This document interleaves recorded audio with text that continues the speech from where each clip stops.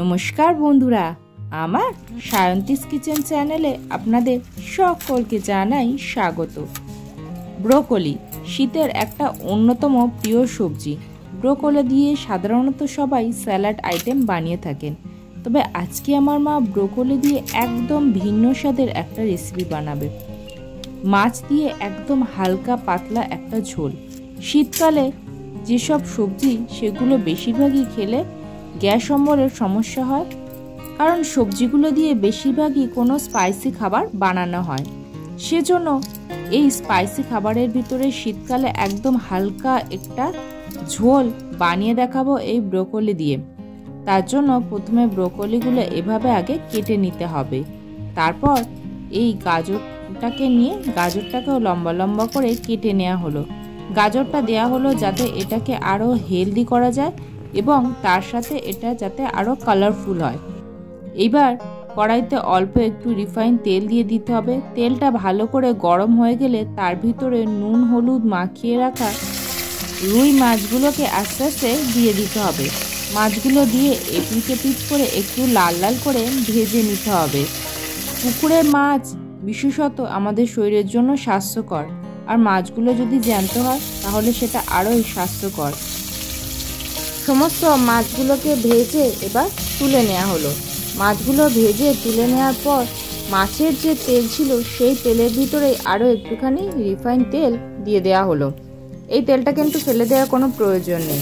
তারপরে কেটে রাখা আলুগুলোকে দিয়ে হালকা করে একটুখানি ভেজে নিতে হবে। আলুগুলো হালকা করে ভেজে নেওয়ার পর কুচি করে রাখা গাজরগুলোকে দিতে হবে। গাজরগুলো দিয়েও একই পদ্ধতিতে হালকা একটুখানি ভেজে নিতে হবে আলুর সাথে। আলু এবং গাজর দুটোই ভাজার পরে যখন হালকা লালচে কালার হয়ে আসবে তখন এর ভিতরে দিয়ে দিতে হবে কেটে রাখা ব্রোকলিগুলো। ব্রোকলি কিন্তু খুব নরম একটা সবজি, এটাকে বেশি কুক করার প্রয়োজন নেই। এটা অল্প কুক করে নিলেই সহজেই এটা নরম হয়ে যায়।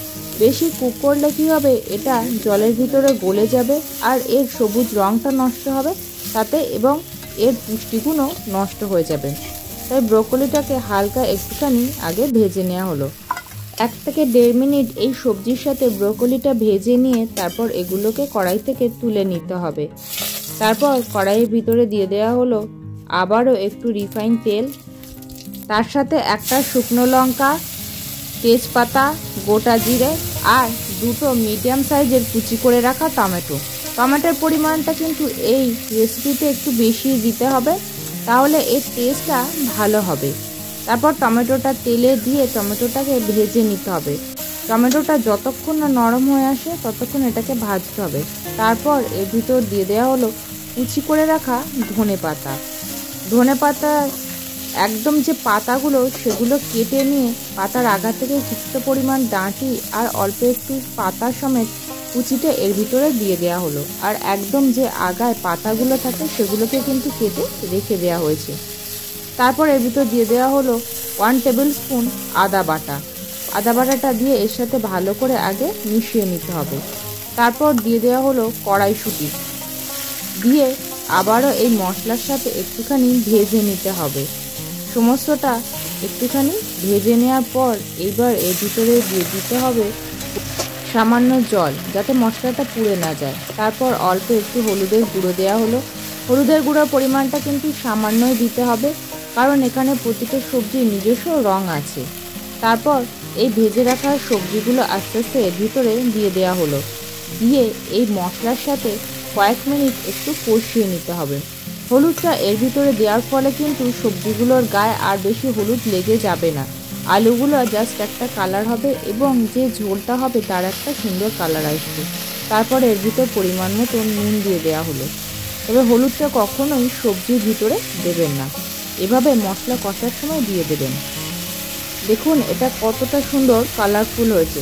সবজিগুলোকে মোটামুটি 2 মিনিটের মতো এই মশলার সাথে একটুখানি কষিয়ে নেওয়া হলো। সবজিগুলোর গায়ে, বিশেষত আলুর গায়ে একটা হালকা হলুদ কালার ধরে এসছে।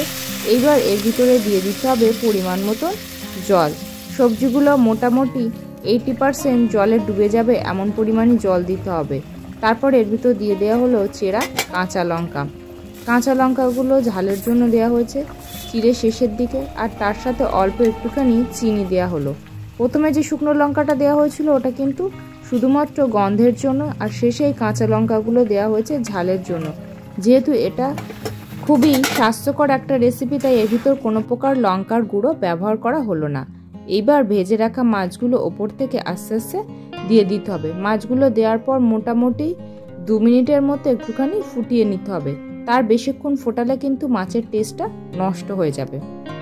এবার ওপর থেকে দিয়ে দেওয়া হলো কুচি করে রাখা ধনে পাতা আর ভাজা জিরের গুঁড়ো দিয়ে এটাকে ঢাকা দিয়ে রেখে মোটামুটি 30 সেকেন্ড মতো ঢাকা দিয়ে রাখার পর এটাকে নামিয়ে বাটিতে তুলে সার্ভ করে দেয়া হলো।